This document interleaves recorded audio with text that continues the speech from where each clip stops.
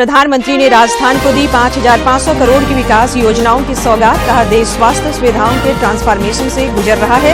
इसमें आयुष्मान भारत ने निभाई बड़ी भूमिका। मुख्यमंत्री हेमंत सोरेन ने नवनियुक्त 107 सहायक लोक अभियोजकों को प्रदान किए नियुक्ति पत्र। कहा, लंबित मामलों की संख्या बढ़ने से कैदियों की बढ़ रही है संख्या। रांची में सेना की जमीन फर्जीवाड़ा मामले में ईडी ने तेज की जांच। छवि रंजन से लगातार हो रही रिमांड में पूछताछ। 13 अन्य लोगों को समन भेजकर ईडी ने शुरू किए सवाल जवाब। और गर्मी का सितम अगले 5 दिनों तक रहेगा जारी। फिलहाल राहत के आसार नहीं। ज्यादातर जिलों में तापमान 40 डिग्री के पार पहुंचा। मौसम विभाग ने बढ़ते तापमान को लेकर जारी किया परामर्श।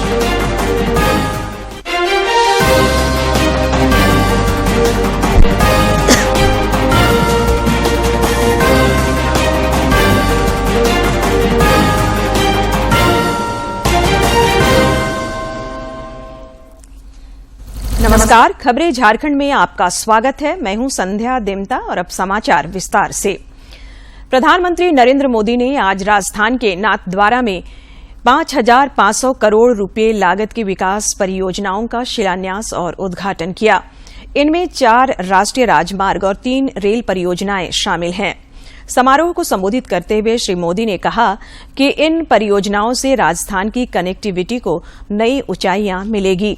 उन्होंने कांग्रेस पार्टी पर निशाना साधते हुए कहा कि आदिवासियों को इनकी सरकार ने छलने का काम किया है, जबकि पिछले 8 सालों में इन जिलों को आकांक्षी जिला की श्रेणी में रखकर इनका समग्र विकास किया जा रहा है।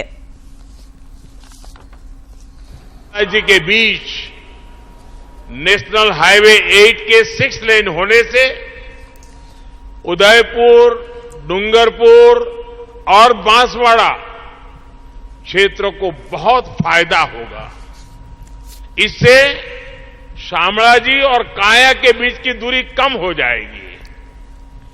बिलाड़ा और जोधपुर सेक्शन के निर्माण से जोधपुर और बॉर्डर एरिया तक पहुंच बहुत ही सुलभ होगी।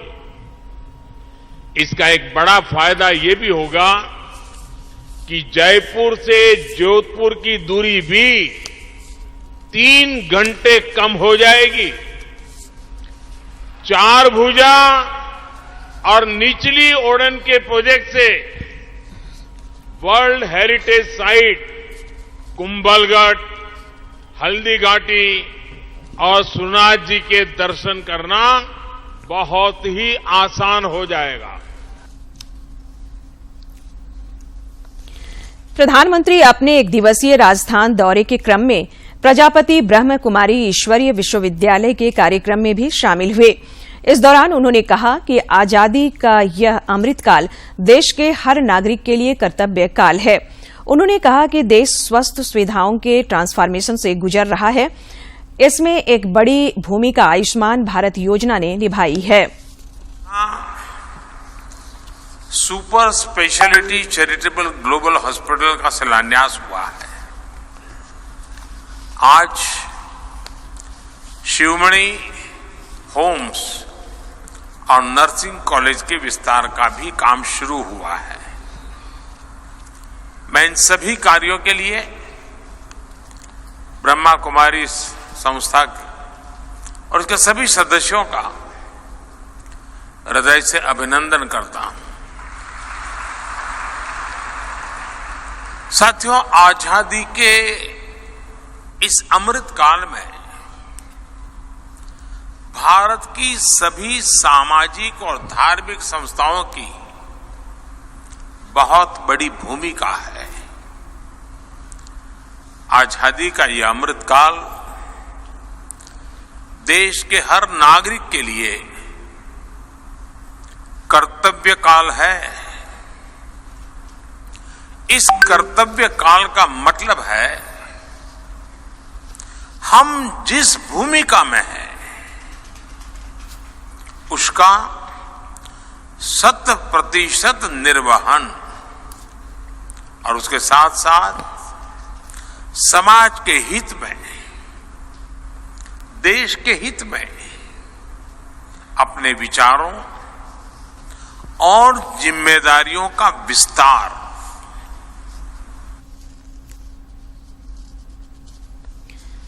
मुख्यमंत्री हेमंत सोरेन ने आज रांची स्थित प्रोजेक्ट भवन के सभागार में 107 नवनियुक्त सहायक लोक अभियोजकों को नियुक्ति पत्र प्रदान किया।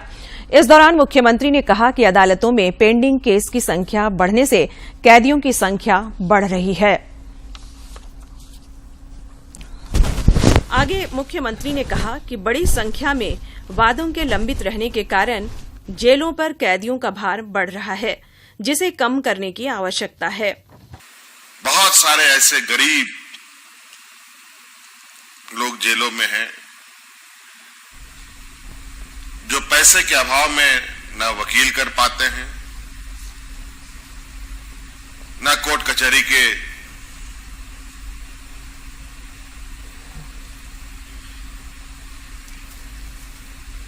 में जाने से असमर्थता की वजह से निकल पाते हैं। लेकिन सरकार उनके लिए भी कई तरीके की सहायता उपलब्ध कराने के लिए योजना चलाती है। और जहां तक मुझे मालूम है कि आज के दिन में भी हमारे गांव के लोगों को यह पता नहीं है कि गरीब लोगों को भी सरकार वकील मुहैया कराती है, जिसकी खर्च सरकार देती है, ना कि वो गरीब देता। इधर नियुक्ति पत्र पाने के बाद चयनित सहायक लोक अभियोजकों में उत्साह देखा गया। उन्होंने कहा कि उनका लंबा इंतजार खत्म हुआ। माननीय मुख्यमंत्री के द्वारा जो दिशा निर्देश दिया गया है उसका अक्षरशः हम लोग पालन करेंगे। और माननीय मुख्यमंत्री ने बोला है कि स्थानीय भाषा में, क्योंकि यहाँ झारखंड में बहुत सारी क्षेत्रीय भाषा बोली जाती है, तो अब चूंकि लॉयर और हम लोग कोर्ट से हैं, गरीब लोग हम लोगों की भाषा तो समझ नहीं पाएंगे, तो हमें सीखना है उनसे और उनसे सीखकर हमें उनको न्याय देना है। ये हमारा कर्तव्य रहेगा। बहुत खुशी है क्योंकि हम लोग ये 4 साल से इंतजार कर रहे थे और सबसे हम लोग का जो काम रहेगा वो है कि गरीबों के लिए, जो पीड़िता लोग हैं वही लोग के लिए लड़ना है हम लोग के लिए। तो हम लोग कोशिश करेंगे कि उन लोग को न्याय दिलाएं कम से कम समय में। न्याय पहले तो सुलभ होना चाहिए। जो कार्यरत कर्मचारी हैं, एपीपी हैं स्पेशली, उनको अपने सेवा भाव उनके अंदर होना चाहिए कि हमें गरीबों को न्याय देना है, केसेस टाइम पे डिस्पोज करने हैं, ट्रायल समय से होना चाहिए, सिमिलर केसेस हैं उन्हें हमें क्लब करना चाहिए। तो एपीपी के ऊपर एक बहुत बड़ी जिम्मेदारी है कि गरीबों को सुलभ न्याय, सफल न्याय और फास्ट न्याय हम पहुंचाएं किसी तरह भी। नियुक्ति पत्र वितरण कार्यक्रम में मुख्य सचिव सुखदेव सिंह और विभागीय अधिकारियों के अलावा कई गणमान्य नागरिक उपस्थित थे। रांची से अवधेश गौतम की रिपोर्ट। लोहरदगा के प्रधान जिला एवं सत्र न्यायाधीश राजेंद्र बहादुर पाल ने आगामी 23 मई को आयोजित होने वाले राष्ट्रीय लोक अदालत और 27 मई को आयोजित मेगा विधिक सशक्तिकरण कैंप को लेकर जिला प्रशासन के अधिकारियों के साथ बैठक की। बैठक में उपायुक्त वाघमारे प्रसाद कृष्ण, उप विकास आयुक्त समीरा एस सहित कई अधिकारी मौजूद थे। बैठक में राष्ट्रीय लोक अदालत में अधिक से अधिक मामलों के निष्पादन को लेकर विचार विमर्श किया गया। बिहार के मुख्यमंत्री नीतीश कुमार ने आज रांची में मुख्यमंत्री हेमंत सोरेन से मुलाकात की और विपक्षी एकता को लेकर विचार विमर्श किया। इससे पहले नीतीश कुमार का रांची हवाई अड्डे पर पार्टी कार्यकर्ताओं ने स्वागत किया।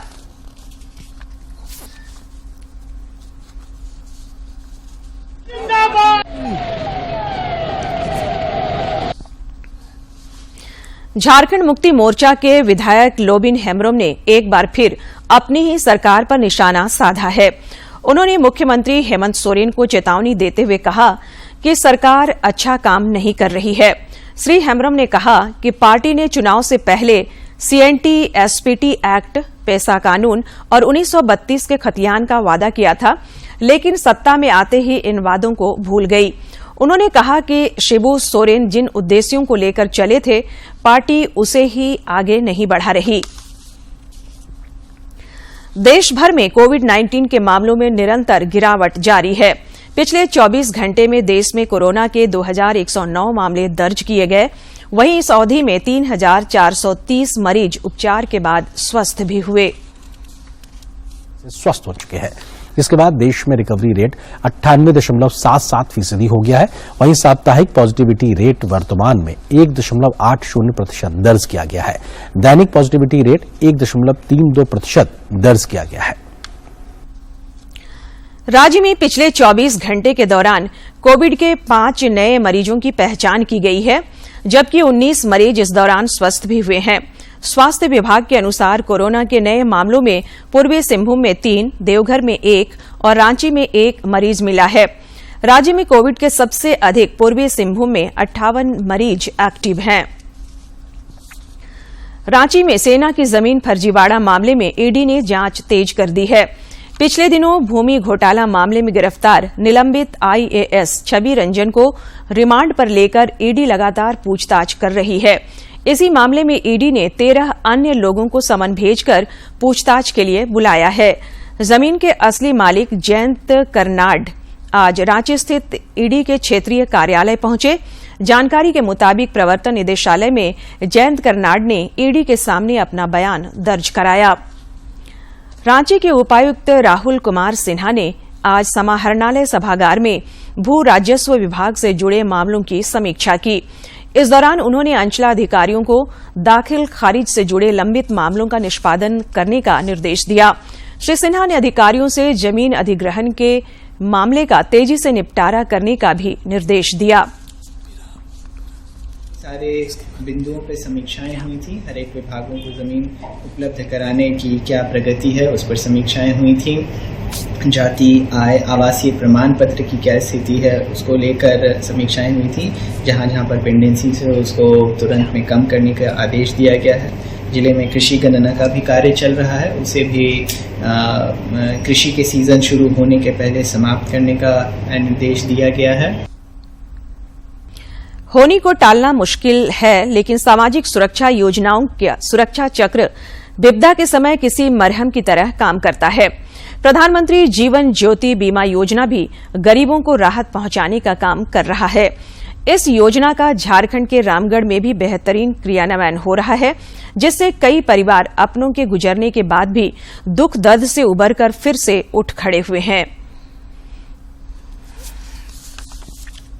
अपनों के बिछुड़ने का दर्द हर कोई समझ सकता है और इस पर किसी का जोर भी नहीं चलता। कई बार परिवार में होने वाली अकस्मात घटना पहाड़ बनकर टूटती है। रामगढ़ के मगनपुर निवासी भरत करमाली के परिवार में भी दुखों का पहाड़ टूट पड़ा जब उनके भाई दीपक करमाली इस दुनिया से चल बसे।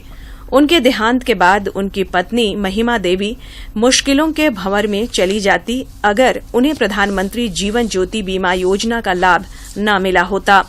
पति की मौत के बाद उन्हें इस योजना का लाभ मिला और उनके अकाउंट में 2 लाख रुपये सीधे भेजा गया। स्वर्गीय दीपक करमाली के भाई भरत करमाली इसे देखकर प्रधानमंत्री और केंद्र सरकार की संवेदनशीलता के कायल हो गए हैं। दीपक करमाली का निधन 3 वर्ष पूर्व हुआ था, जिसका हम लोग 330 रुपया दे के बीमा कराए थे, जिसका बेनिफिट हमारे भवाहो महिमा देवी को 2 लाख रुपया का हुआ। प्रधानमंत्री जीवन ज्योति बीमा योजना के एक अन्य लाभुक घनश्याम महतो ने बताया कि उनकी पत्नी उपाशी देवी का देहांत के बाद उन्हें भी इस योजना का लाभ मिला तथा उनके अकाउंट में 2 लाख रुपये भेजा गया। श्री महतो ने कहा कि यह योजना उन जैसे गरीबों के लिए काफी लाभकारी है। डेथ कर गई थी तो उसका प्रीमियम बैंक में 330 का प्रीमियम कराए थे, उसमें 2 लाख रुपया हमको मिला। इसलिए सरकार को हम धन्यवाद देते हैं और गांव का जितना आदमी है इसका लाभ लेने के लिए इससे जुट जाए तो बढ़िया बात है। अब जरा आप भी जानिए क्या है प्रधानमंत्री जीवन ज्योति बीमा योजना। प्रधानमंत्री नरेंद्र मोदी की पहल पर 9 मई साल 2015 में शुरू की गई यह सामाजिक सुरक्षा योजना एक जीवन बीमा योजना है। बैंक में खाता रखने वाले 18 से 50 वर्ष आयु वर्ग के बेहद गरीब लोग इसके पात्र हैं।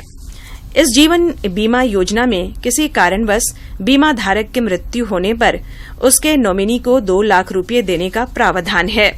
रामगढ़ के एलडीएम बताते हैं कि इस स्कीम के तहत अधिक से अधिक लाभुकों को जोड़ा गया है ताकि अकस्मात होने वाली घटनाओं से कमजोर परिवारों को आर्थिक मदद देते हुए उन्हें दुखों से उबारा जा सके।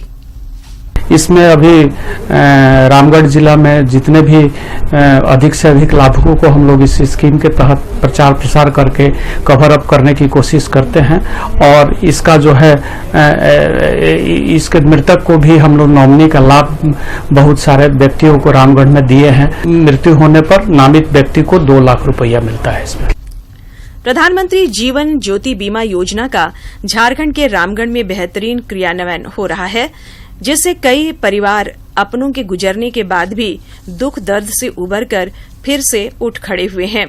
जिले के चितरपुर में रहने वाले विजय चौधरी को भी इस योजना का लाभ मिला है।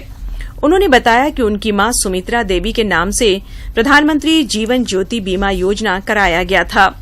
एक गंभीर बीमारी के कारण उनकी अकस्मात मृत्यु हो गई, जिसके बाद उन्हें इस योजना के लाभ स्वरूप 2 लाख रुपये मिले, जो सीधे बैंक खाते में भेज दिए गए।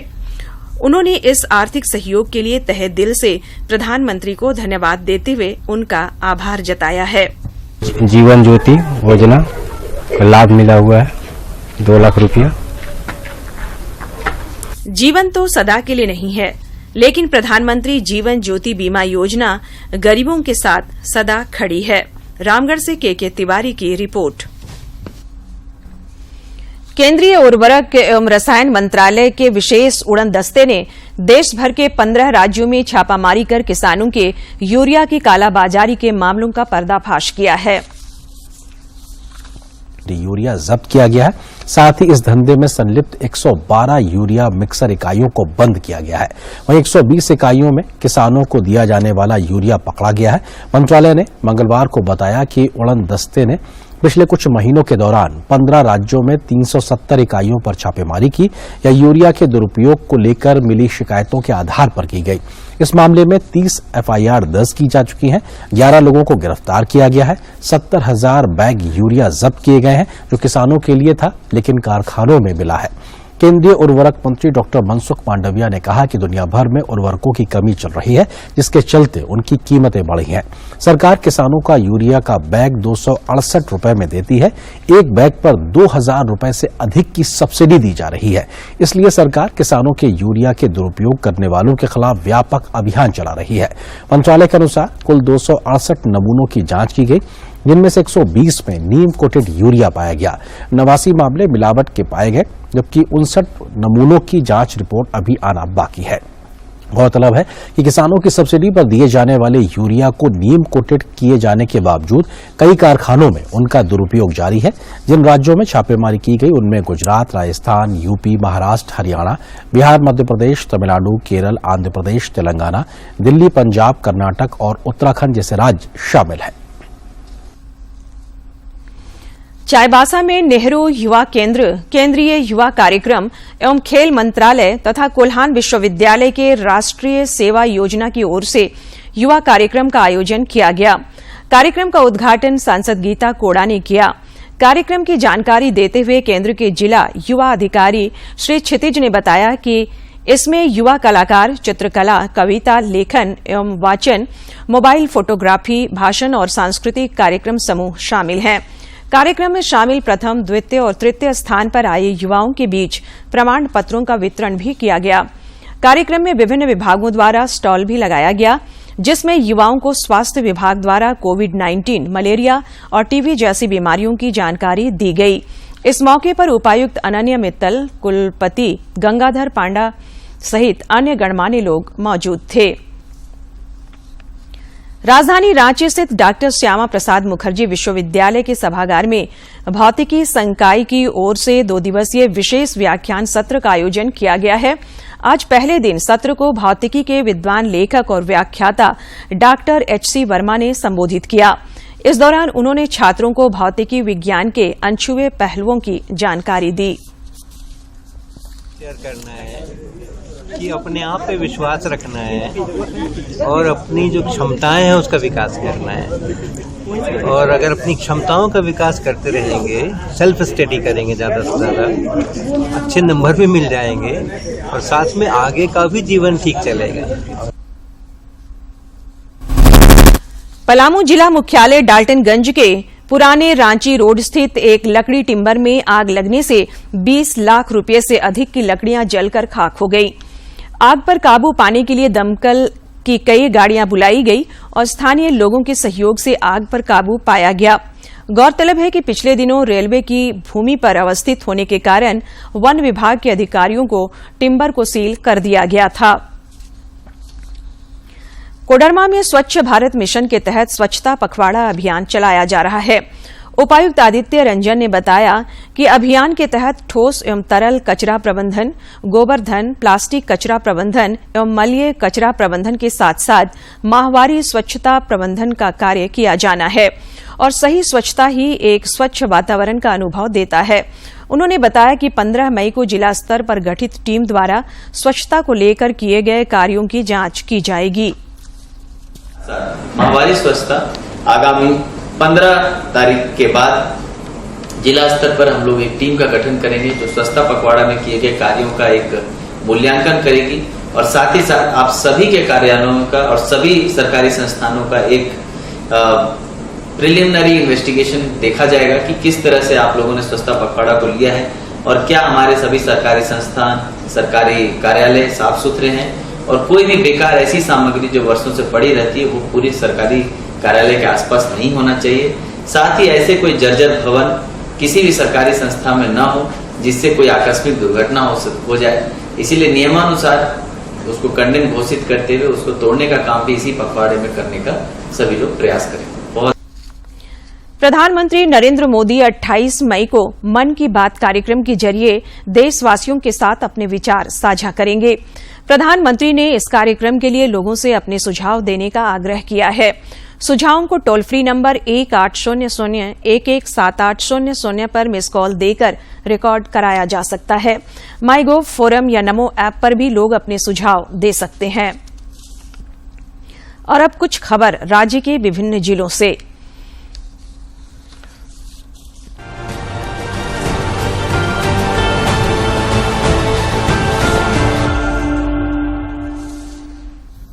भाजपा विधायक दल के नेता बाबूलाल मरांडी ने खनन घोटाले के नाम आए दाऊ यादव की गिरफ्तारी नहीं होने को लेकर मुख्यमंत्री को कटघरे में खड़ा किया है। श्री मरांडी ने कहा कि अपराधी दाऊ यादव अभी दलाही पहाड़ की दलाही बस्ती में अपने गैंग के लोगों को बुलाकर मीटिंग कर रहा है, लेकिन पुलिस उसे नहीं ढूंढ पा रही है। नवनियुक्त चेयरमैन मंजूर अंसारी की अध्यक्षता में पुराने विधानसभा सभागार में प्रदेश कांग्रेस कमेटी अल्पसंख्यक विभाग की कार्यकारिणी की बैठक हुई। बैठक में शामिल ग्रामीण विकास मंत्री आलमगीर आलम ने कहा कि सरकार अल्पसंख्यकों की समस्याओं के समाधान के लिए प्रतिबद्ध है। ग्रामीण विकास विभाग के सचिव चंद्रशेखर ने मंगलवार को वीडियो कॉन्फ्रेंसिंग के माध्यम से प्रधानमंत्री आवास योजना ग्रामीण की समीक्षा की। इस दौरान उन्होंने अधिकारियों को निर्देश दिया कि राज्य भर में लंबित 1,09,542 आवासों को जून तक हर हाल में बनाने का काम पूरा किया जाए। राजधानी रांची स्थित सिरमटोली सरना स्थल सौंदर्यीकरण विवाद में नया मोड़ आ गया है। नेशनल एसटी कमीशन ने इस पर संज्ञान लेते हुए संबंधित विभाग और अफसर को 12 अप्रैल को आयोग में हाजिर होने के लिए समन भेजा है। कमीशन ने कहा है कि यह कार्य आदिवासी कल्याण मंत्रालय का है। पूर्वी सिंहभूम के चाकुलिया में एक नाबालिग किशोरी के साथ सामूहिक दुष्कर्म का मामला प्रकाश में आया है।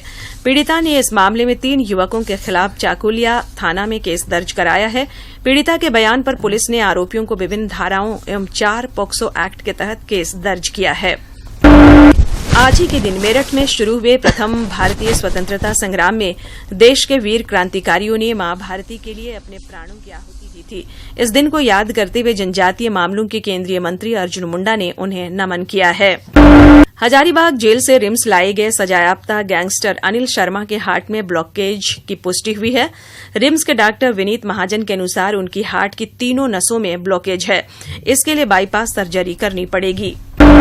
साहिबगंज के धोबी झरना के पास अज्ञात अपराधी ने बरहरवा ब्लॉक के राजस्व कर्मचारी को गोली मार दी। पीठ पर गोली लगने से वे गंभीर रूप से घायल हो गए।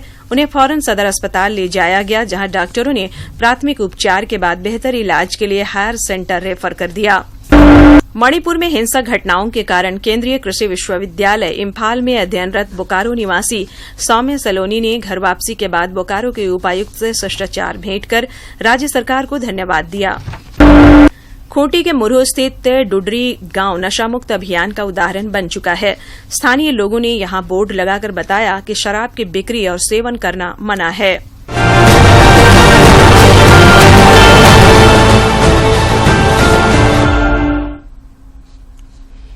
झारखंड ऊर्जा विकास निगम एवं इसकी अनुषंगी इकाइयों के लिए विधिक पोर्टल की शुरुआत की गई है। झारखंड के महाधिवक्ता राजीव रंजन ने पोर्टल का उद्घाटन किया। इस मौके पर ऊर्जा विभाग के प्रधान सचिव अविनाश कुमार सहित कई अधिकारी मौजूद थे।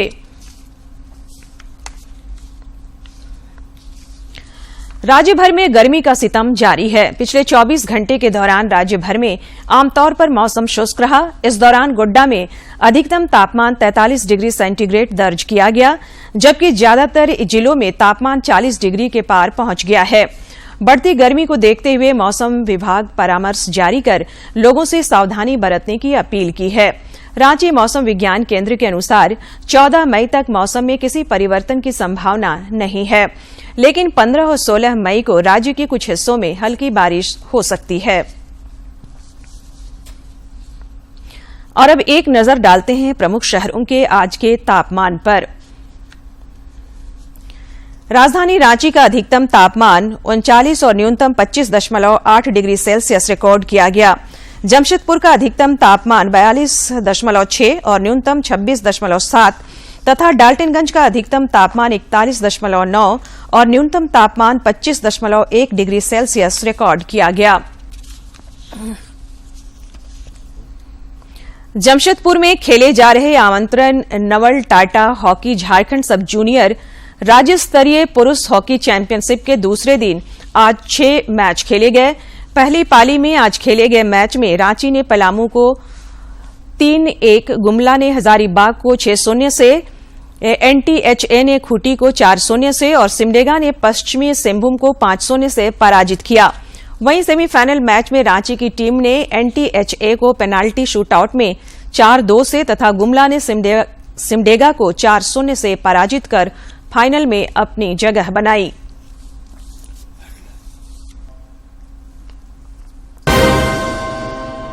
प्रधानमंत्री ने राजस्थान को दी 5,500 करोड़ की विकास योजनाओं की सौगात। कहा, देश स्वास्थ्य सुविधाओं के ट्रांसफॉर्मेशन से गुजर रहा है। इसमें आयुष्मान भारत ने निभाई बड़ी भूमिका। मुख्यमंत्री हेमंत सोरेन ने नवनियुक्त 107 सहायक लोक अभियोजकों को प्रदान किए नियुक्ति पत्र। कहा, लंबित मामलों की संख्या बढ़ने से कैदियों की बढ़ रही है संख्या। रांची में सेना के जमीन फर्जीवाड़ा मामले में ईडी ने तेज की जांच। छवि रंजन से लगातार हो रही रिमांड में पूछताछ। 13 अन्य लोगों को समन भेजकर ईडी ने शुरू किए सवाल जवाब। और गर्मी का सितम अगले 5 दिनों तक रहेगा जारी। फिलहाल राहत के आसार नहीं। ज्यादातर जिलों में तापमान 40 डिग्री के पार पहुंचा। मौसम विभाग ने बढ़ते तापमान को लेकर जारी किया परामर्श।